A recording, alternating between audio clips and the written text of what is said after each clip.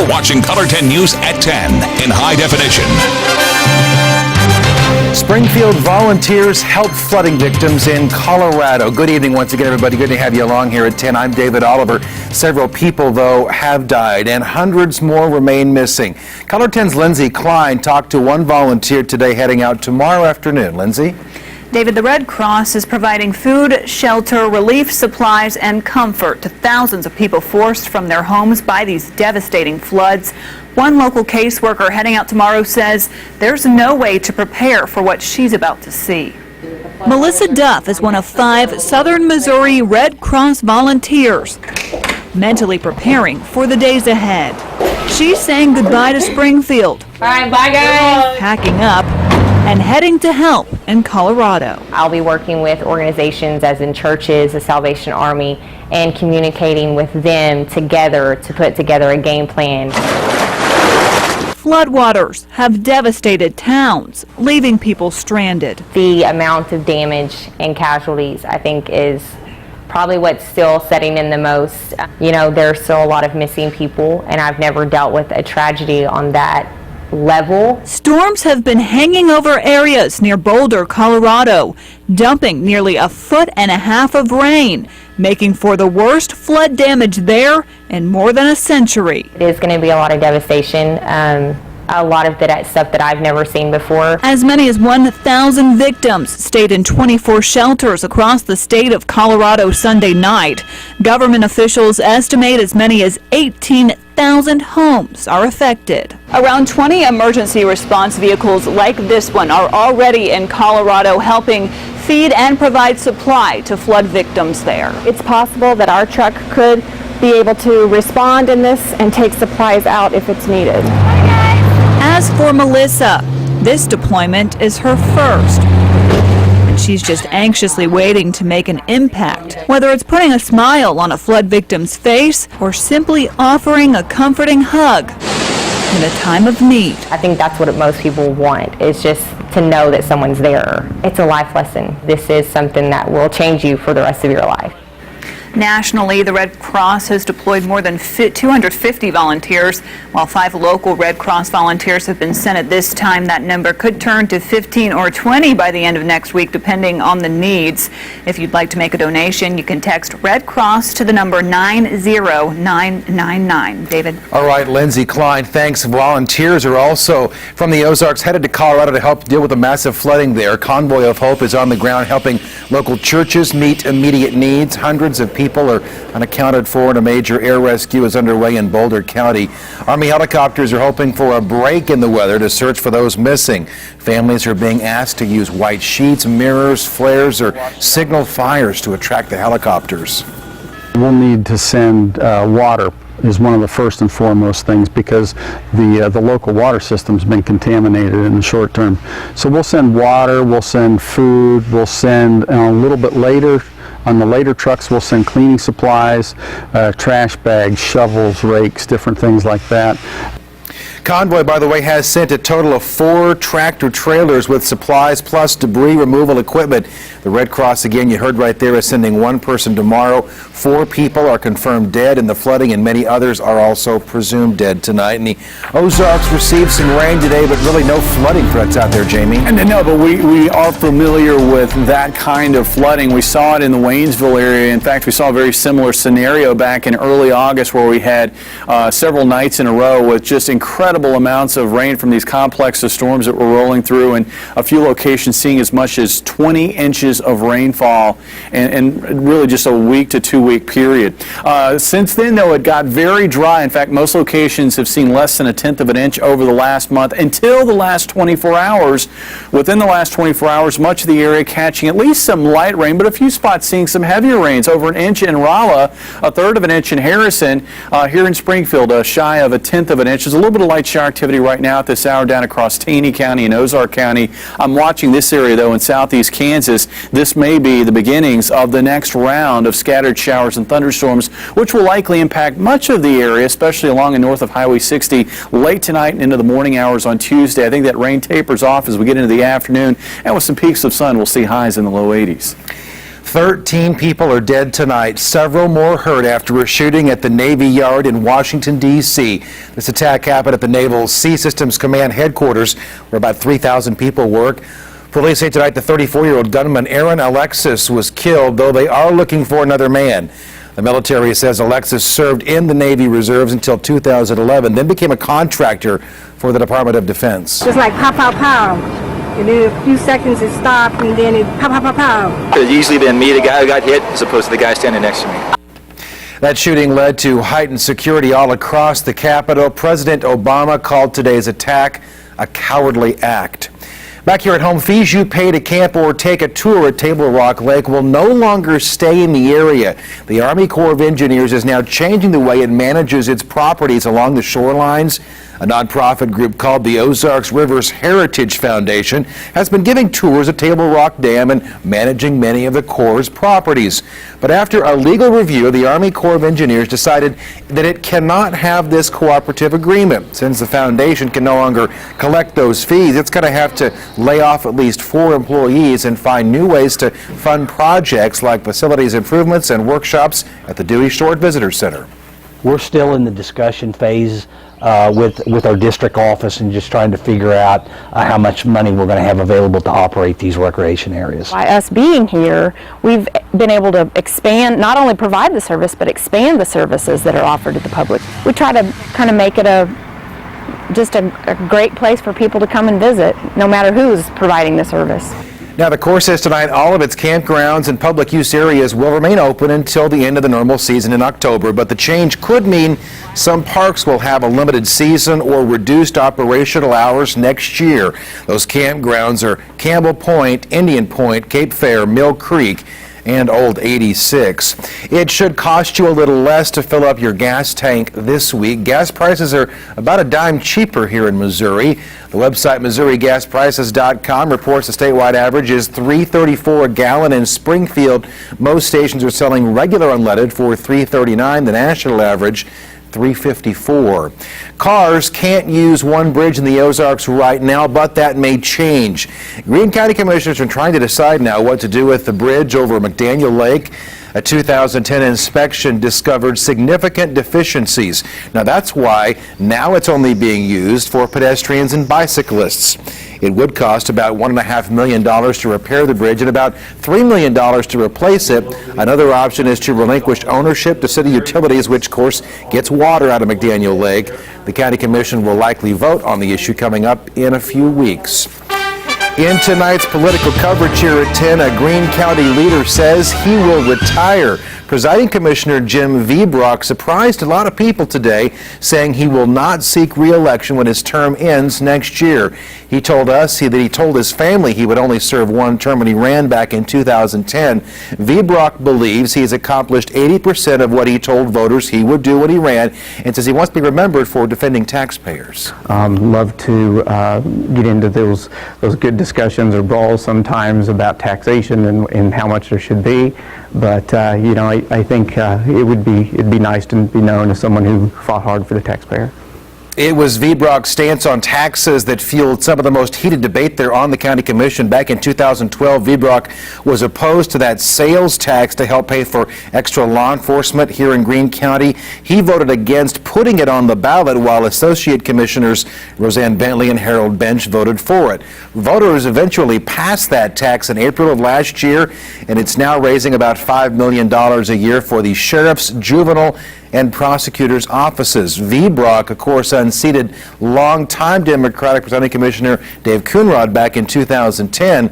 Coonrod had served 6 years as an associate commissioner and 16 years as presiding commissioner.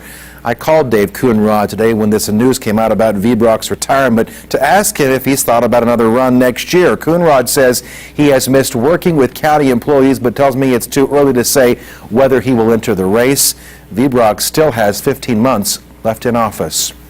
Now to tonight's education coverage here at 10. Hundreds of school kids have some new shoes to wear to school tomorrow. Today, the Springfield organization One Sole Purpose gave away the shoes at Weller and Fremont Elementaries. 90% of the students at Weller receive free or reduced lunches. Gayla Wells and her husband volunteered at Weller, and they were surprised when they saw kids wearing shoes that were duct taped or shoes they had outgrown. They're pretty and they're special to me. I can run fast in these. Before we volunteered here at Weller, I really had my head buried in the sand. I just was so unaware, just very unaware of the need within our own community. Now, tomorrow the organization is going to be at Westport and York Elementaries, and then Thursday they're going to be at Williams, Bissett, and Bowerman. One sole purpose, partners with churches, businesses, and individuals to provide those new shoes to every child in SPS Title I elementary schools. Nearly a quarter of parents admit to sometimes driving without buckling up their kids. There could be a really bad accident and your child could be really badly hurt or worse than that. Which parents are most likely to do this and the reasons they give? We invite you to follow Color 10 on Facebook. Be our friend on the social media site. Find us through that Facebook icon right there at ozarksfirst.com.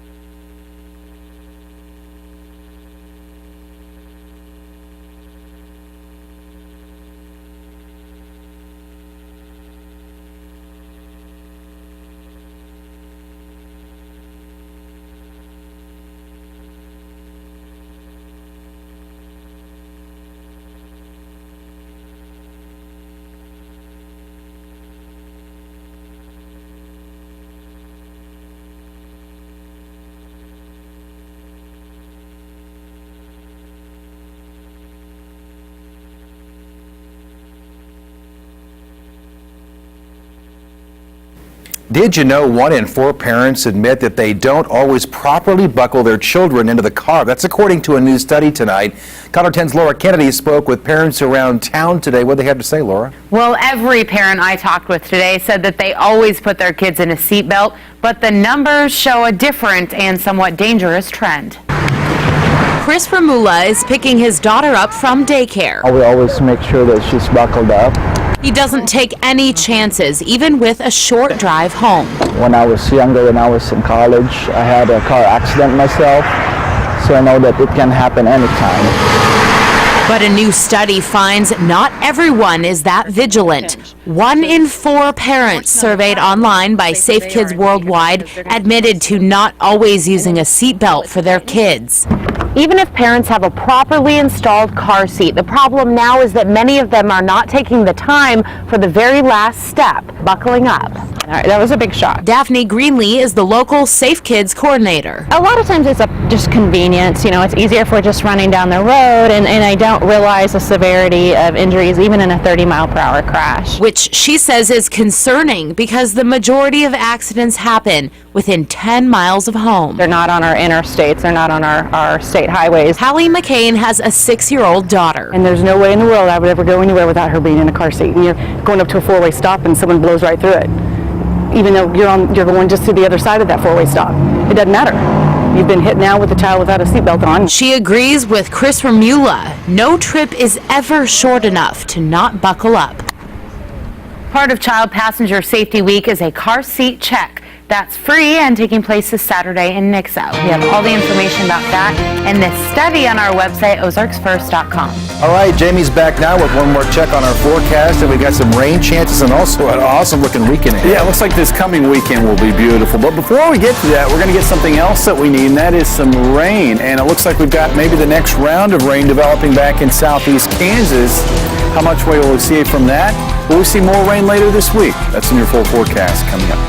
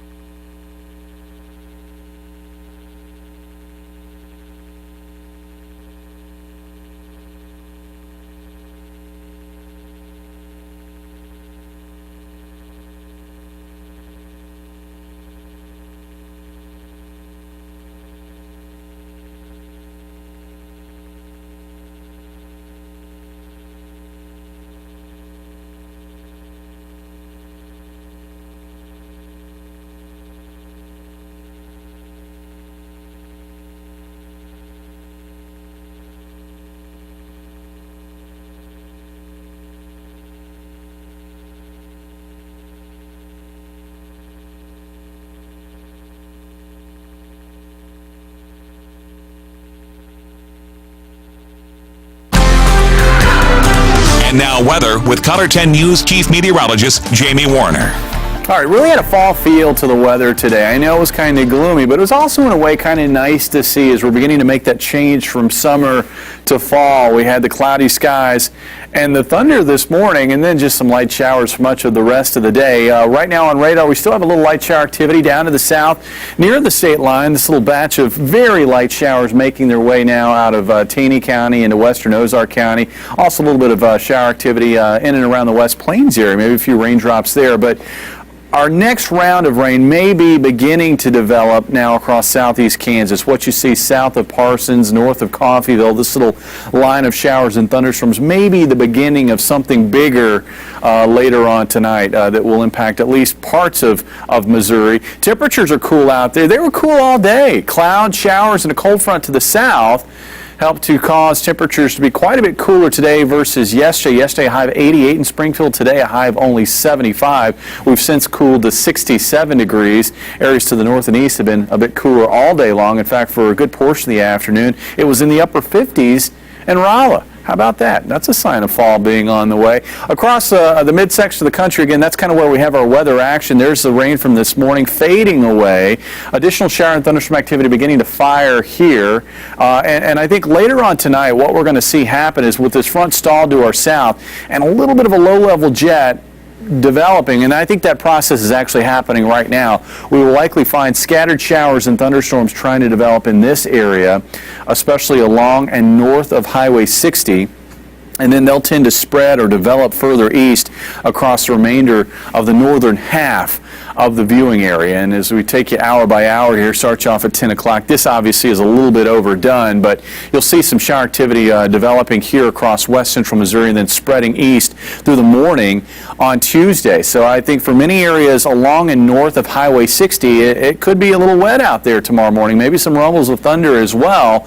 And then that activity will sort of push out of the area as we work through late morning, with the afternoon hours being mostly cloudy. Although I do think we'll see some peaks of sun try to develop further south especially, and if we get some peaks of sun here into Springfield, we'll top out in the low 80s. As far as rainfall potential here over the next 24 hours, it'll be kind of like today. I think there are going to be most areas seeing just some light rain, but there are going to be some pockets which could pick up maybe a quarter to a half an inch of rain, with a few spots maybe seeing even more than that. After tomorrow, that front will lift north through the area and warm air will surge in behind it. Look for highs back into summer-like levels, upper 80s Wednesday and Thursday. But another front will put an end to that on Friday. That one will come with scattered showers and thunderstorms, and that will be followed by beautiful weather for this weekend. Overnight tonight, down to about 63 for a low here in Springfield. Tomorrow, high of about 83. Again, the window for, I think, the higher rain chances will be probably from about 3 o'clock in the morning through maybe noon tomorrow. And again, focusing along and north of Highway 60, then that pushes out. Just a slight chance for a shower storm on Wednesday and Thursday. Scattered showers and thunderstorms on Friday. And then we get into the weekend, and absolutely gorgeous weekend weather. Almost a carbon copy of what we just got done with this past Friday and Saturday, with highs in the upper 70s and lows in the low 50s. My yard had stopped stopped growing, and now it's going to start growing again with the rain. I'm sorry, David. If Dan was here, Dan would be happy about that. He would be happy, I know. As long as he it's may not be on getting that Friday mower night. ready for mowing grass. He might be. You never know. Thanks, Jamie. All right. Yeah, struggling to get a hit there, for as long as it went on. It was great to finally get that out of the way. A local favorite finally makes himself at home in the Bigs. Justin Doherty has more next in sports.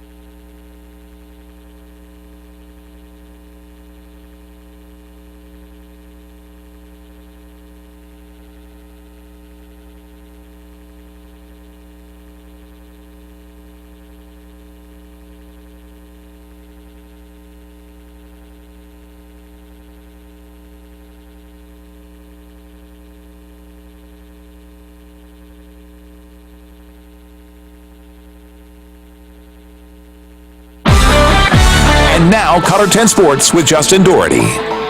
Colton Wong holds a special place in the heart of Springfield Cardinal Nation. In 2012, Wong was the starting second baseman for the Texas League champions. Now, he's promoted to the big leagues and is still getting comfortable. Batting .163, he was still without a hit at Busch Stadium until last night. In the bottom of the seventh, Wong hit a pinch hit single to center, and he was nothing but relieved. It's been really tough. I can count on one hand the amount of times that I pinch hit in my entire career. And, it's one thing that I'm trying to learn and trying to, really grasp the feeling of it because, this year, this is going to be my role, is coming in and pinch hitting. As for the entire team, Cards tied atop the NL Central with the Pittsburgh Pirates, and tonight, taking on the Colorado Rockies at Coors Field, and the first Troy Tulowitzki doubles to center. That will score Corey Dickerson. Rockies take the early 1-0 lead. Then on to the top of the fifth, Mr. Freeze, David that is, singles up the middle. Big City, Matt Adams, he's on his horse, rounds third, and he will score. Game tied at 1. Bottom fifth, Charlie Blackman at the plate. Not often you see defensive plays on highlights, but here you go. John Jay with a diving catch in center. Let's see it one more time, a different angle from the backside. John Jay looking good in center. Right now, it's 6-2 Rockies in the 8th inning. Announced just a few hours ago, the Kansas City Royals' top pitching prospect, Orlando Ventura, will make his major league debut tomorrow night. That much is for sure.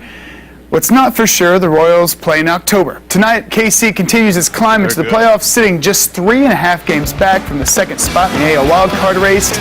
In the first, the only nickname that makes me hungry when I say it, Country Breakfast, Billy Butler with a single. Emilio Bonifacio scores. KC up 1-0. On to the third, Salvador Perez singles to right. Alex Gordon will touch home. Royals up 2-0. Then, bottom sixth, Perez on third after a triple, so Lorenzo Cain, his turn at the plate, and he knocks a triple as well. This one to center, back-to-back triples, that will score Perez. Royals up 3-1, and right now, it's 7-1 Royals in the 7th inning.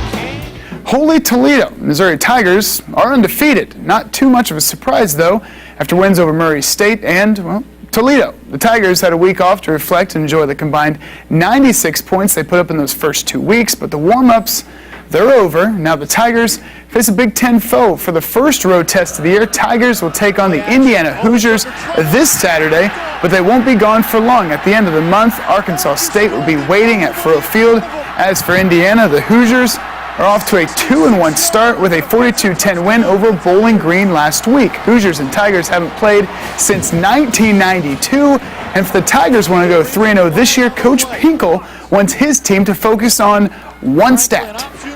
There's nothing in my business that determines winning and losing more than that stat, turnovers and turnover margin. There's no stat that comes close to that, and but we always emphasize it really hard. 6. That's the number of turnovers the Kansas City Chiefs had through 2 games last season. This season, through 2 games, the number of turnovers for the Chiefs, 0. The difference has reflected in the wins column. Chiefs off to a hot 2-0 start. The 2 wins this year equal last season's total wins. And if that's not enough, this is Kansas City's first 2-0 start since 2005. After a win against the Jaguars, the Chiefs held on to a 1-point advantage to beat the Dallas Cowboys 17-16 yesterday, but the Chiefs' week is not over. Thursday, Andy Reid returns to the city of brotherly love, and while the Chiefs' defense looks good, it will be put to the test against the Eagles' fast offense. Up and downs are expected, and Coach Reid loves his team's resiliency. And there's certain games you've just got to do that. I mean, there are going to be highs, and when you're playing a good football team, there's going to be highs and there are going to be lows, and if you get caught too high or too low, you're in trouble, and they didn't do that. They just kind of put their head down and kept going, and that might be what I'm proudest. And David, Kansas City is the place to be for sports right now. Chiefs 2-0. Royals, they're trying to get back to the playoffs since 1985. All right. You remember what you did in 1985? I was watching the Royals that year. All right. Thanks a lot, Justin. Final word after this.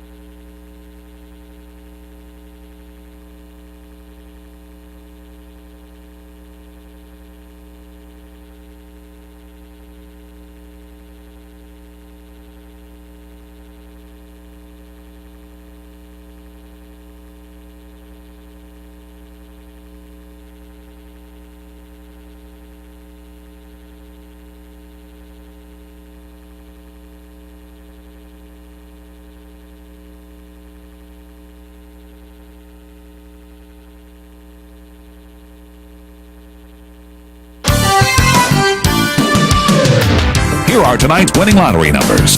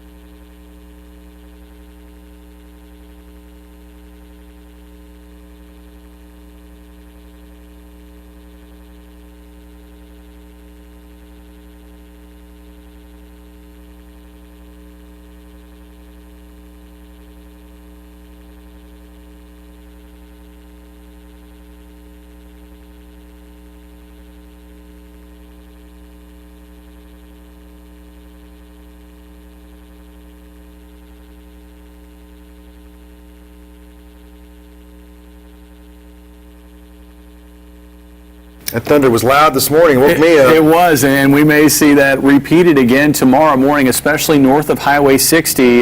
So just have that umbrella sort of parked at the door just in case. You might use it again tomorrow morning. That would be good news. We need the rainfall.